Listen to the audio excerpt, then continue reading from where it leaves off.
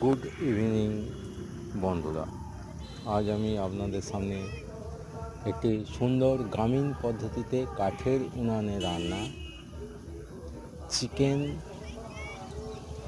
ঝোল, যেটা একবারে পাতলা পাতলা করে বানানো হচ্ছে, তারই একটি রেসিপি আমি আপনাদের ভিডিওর মাধ্যমে দেখাচ্ছি। দেখুন, আর আপনারাও পারলে এই রেসিপিটি ট্রাই করে দেখতে পারেন, খুব সুন্দর। প্রথমে আমি ধনেপাতা, লঙ্কা, পেঁয়াজ, টমেটো এইসব কেটে নিয়েছি। তারপরে সেখানে আমি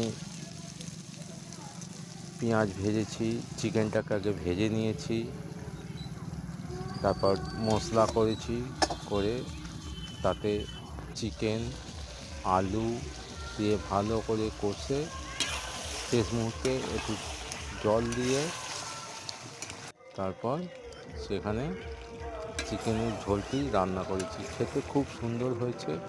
তো আপনাদেরও ভালো লাগলে ট্রাই করে দেখতে পারেন। নমস্কার।